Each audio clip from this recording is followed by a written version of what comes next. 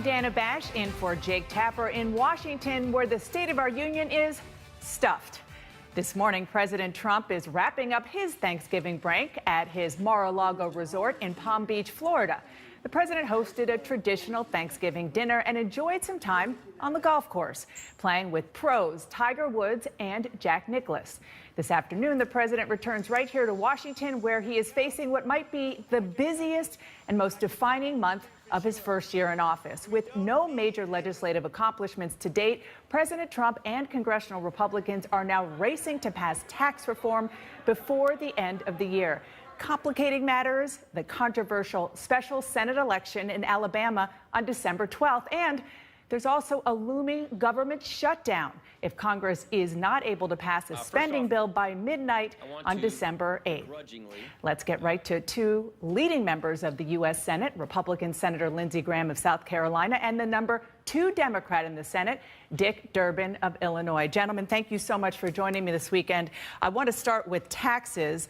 Senator Graham, first to you. President Trump has promised tax reform by Christmas. Right. Some of your colleagues, Senator Corker, Senator Flake, for example, they've expressed concerns that this bill is going to make an even bigger hole in the deficit than there is now. So are Republicans going to have the votes by the end of the month? Yeah, I think so. I think what they're concerned about is that the personal tax cuts expire in 2025, and that's a bit of a gimmick. But we'll get there because failure is not an option when it comes to the Republican Party and cutting taxes. To every Republican senator, the fate of the party's in our hands, as well as that of the economy. The economy needs a tax cut, and the Republican Party needs to deliver, so I think we'll get there. And Senator Durbin, the tax bill would double the standard deduction it would double it to $24,000 for a married couple. It would increase the child tax credit to $2,000 per child. I know there are things that you don't like in the bill, but those provisions would help working families, would they not? For the rest of the story, though, there's a real problem. $1.5 trillion added to the deficit, threatening Medicare and Social Security. Tax breaks for the wealthiest people in America and the biggest corporations. Meanwhile, the tax breaks for working families, half of them will see a tax increase, half a tax break. Those disappear, as Senator Graham just mentioned. But the tax breaks for the wealthiest people are permanent. That's just unfair, and that's why half of the American people are skeptical about this Trump tax plan. Gentlemen, I want to turn to something that is looming, and that is, unless Congress acts, the federal government is going to run out of money in less than 2 weeks. Senator Durbin, members of your party are threatening to vote against a bill to fund the government unless Congress votes to protect dreamers. Those, of course, are children brought to the U.S. illegally by their parents. Is funding the government contingent on finding a legislative solution for dreamers? Listen, there are a number of things that we have to do before the end of the year, and I think Senator Graham will agree with me. We heard on an earlier program right here on your network, we face the end of the Children's Health Insurance Program, the Community Health Care Clinic Program, that's also expired. But we believe, Senator Graham and I do, that we have a fixable priority in the DREAM Act, a bipartisan solution to this problem to make sure that these young people have a chance to earn their way into citizenship. We can do this, and we can get it done before the end of the year. Will that be a demand? Will you demand that that gets done in order to get your vote on funding the government? Let me tell you, I'm not prepared to go home for the holidays until we get our work done. Is that a yes? I'll just leave it at that. I just want to make sure that our viewers know what we're talking about. Sounds like you're willing to risk veterans' benefits, pay for government workers around the holidays in order to push through a DACA fix. Am I reading you right? Well, I can tell you, here's the read that you should have. We've done precious little this year in the United States Senate. I think Senator Graham can point to the Defense Authorization Bill as the only substantive bill we've considered. You know that, Dana. You follow this day to day. So now we have 3 or 4 weeks to get some real work done. We believe, the DREAM Act, Senator Graham and I believe we can put together a bipartisan coalition to pass it and make that part of the end-of-year effort. Senator Graham, your fellow Republican Senator, Tom Cotton, said that Republicans have definitely ruled out attaching DACA to the spending bill. Period. End of story, he said. You and Senator Durbin, as he just discussed, do have bipartisan legislation to protect dreamers. What is the holdup? Well, the way I look at the end of the year bill is a chance to really do some good for the country as a whole, starting by funding the Defense Department more adequately. I'm not going to vote for a spending bill that doesn't dramatically increase defense spending, and I'm willing to increase non-defense spending on the NIH, the Corps of Engineers, the FBI, the CIA. We need border security. So there's a deal to be done. Dick's right about this. For the DREAM Act, I think you could get strong border security and a break in chain migration. If you could put those three things together and put it on the end of the year spending bill, that'd be a heck of an accomplishment for 2017. Well, Senator Durbin, would you go for that? If the Republican leadership agrees to put protections in for Dreamers, would you go for border security and to chain migration? I can tell you when it comes to border security, we've signed up for that. Senator Schumer said that months ago. We believe that there are aspects of border security that Democrats and Republicans can agree on. When it comes to chain migration, bottom line, and I've even spoken to Senator Cotton about this, is when these Dreamers become citizens, they're not going to be second-class citizens. They're going to have the same rights as others in the United States. That's something that even Senator Cotton and I agree on. One last question on this. Senator Graham, do you think a government shutdown is possible over this DACA issue? In Congress, anything's possible. I think it would be sad to miss this opportunity. The president has talked very warmly about the DREAM Act kids. Everybody believes the military's in the world to hurt. John McCain points out about the training accidents are no accident because we've underfunded the military for so long. Everybody believes we need more border security. I think most people believe we need to go from chain migration, family-based immigration to merit-based immigration. And I think most Americans want to give these DREAM Act kids a more certain life. So let's do it in December. Let's do it for the good of the country. Let's take care of a lot of problems at one time to show the country we actually can function. I'm rather excited about the possibilities of legislating in December. Another thing, Senator Graham, coming up in December is a special election in Alabama. And this week, President Trump seemed to offer support for the Alabama Senate candidate Roy Moore, the Republican, who's being accused by 4 women, including a 14-year-old girl at the time, of sexual assault. Didn't rule out campaigning for him. And Senator Graham, just this morning, the president sent a tweet on this issue. He said, the last thing we need in Alabama and the U.S. Senate is a Schumer-Pelosi puppet who is weak on crime, weak on the border, bad for our military and our great vets, bad for our Second Amendment, and wants to raise taxes to the sky. Jones would be a disaster, Jones being the Democratic candidate. Senator Graham, you have called Roy Moore, called on him to step aside. You said he should be dealt with severely. Do you think the Republican Party leader, the President of the United States, should be telling voters to support Roy Moore? Well, that's a political decision by the president. He's definitely trying to throw a lifeline to Roy Moore. From a Republican point of view, I don't see what winning. I don't know what winning looks like with Roy Moore.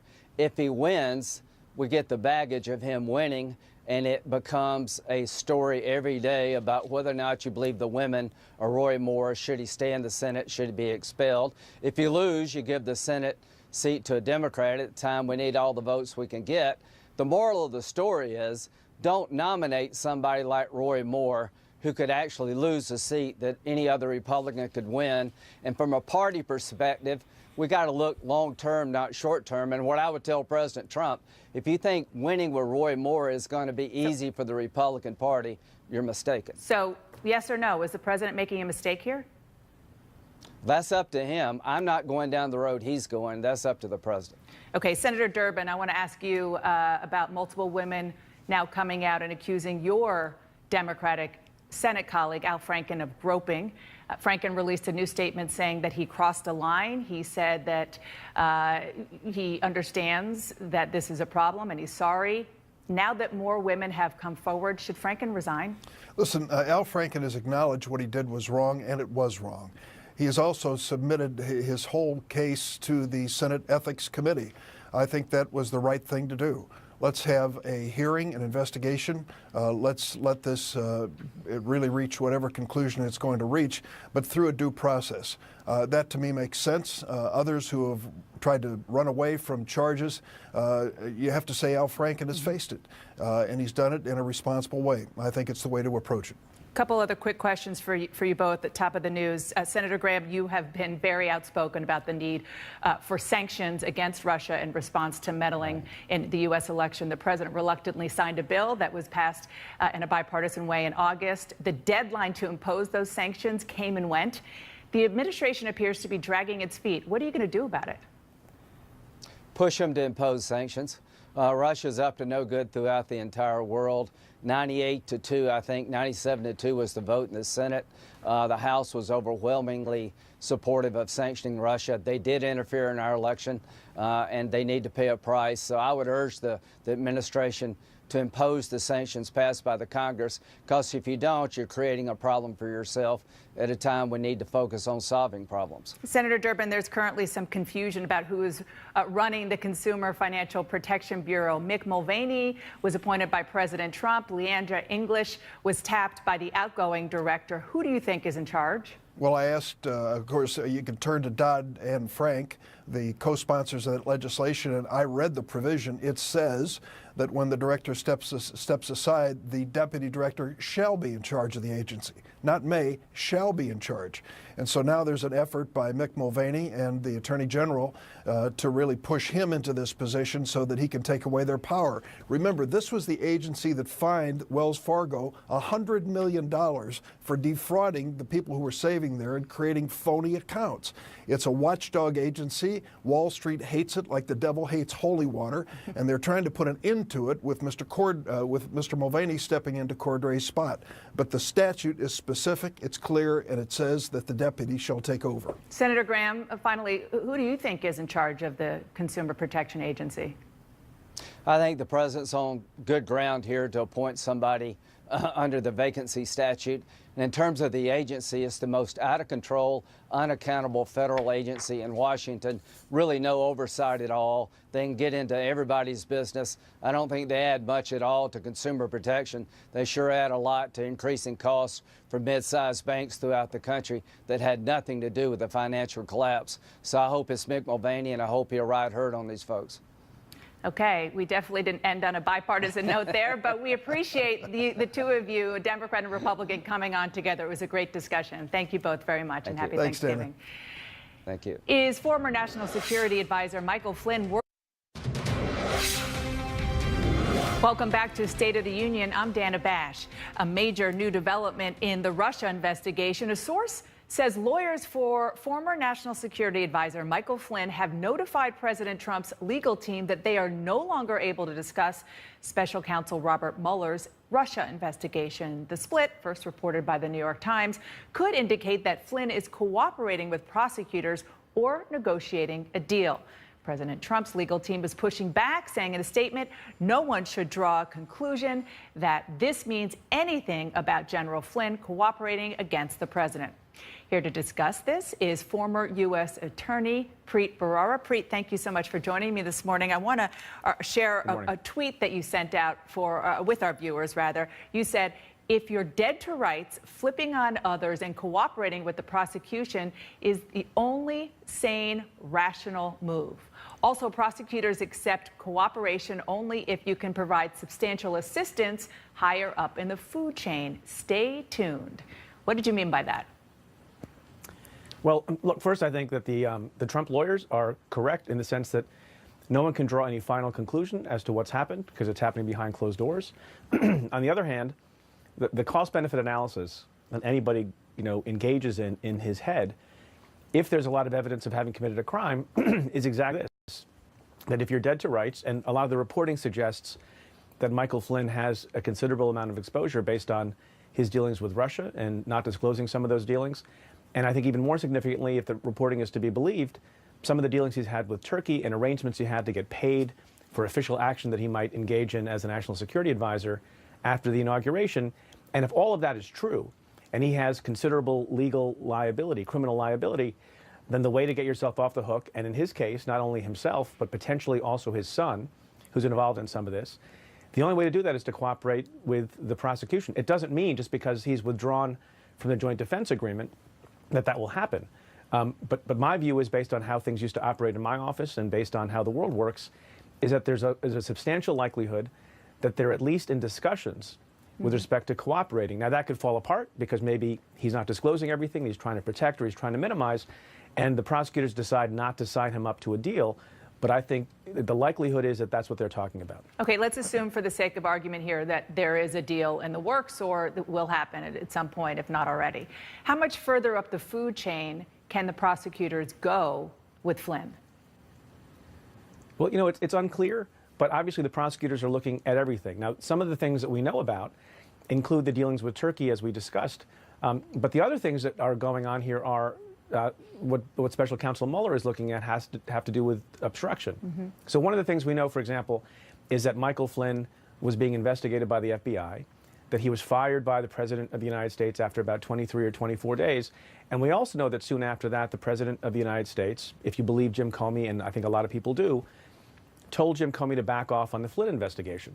So there's a potential obstruction. And then when he didn't back off on the investigation, Jim Comey was fired by the President. So we don't know what Michael Flynn knows with respect to that request by the President to Jim Comey. So if Michael Flynn and the President had a conversation in which, I'm only hypothesizing here, where Michael Flynn says, Mr. President, can you help me out? And can you make this investigation go away?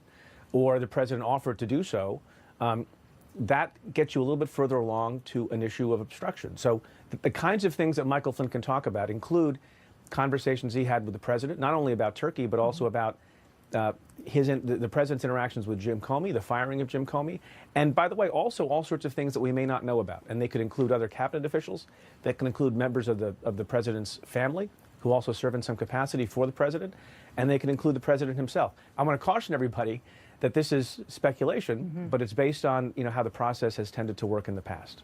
And just to sort of button it up, if you are President Trump right now, knowing that this is your former national security advisor, somebody who you spent a lot of time with during the campaign, how worried are you that Michael Flynn is cutting a deal? It depends on what the President has done and what the President's conversations with Michael Flynn and others have been. But if you've done bad things, then you should be very worried. Okay, thank you so much, Preet Bharara. Thank you very much for joining me this morning and trying to make sense of all this with your expertise and experience. Appreciate it. Thanks. He's given millions to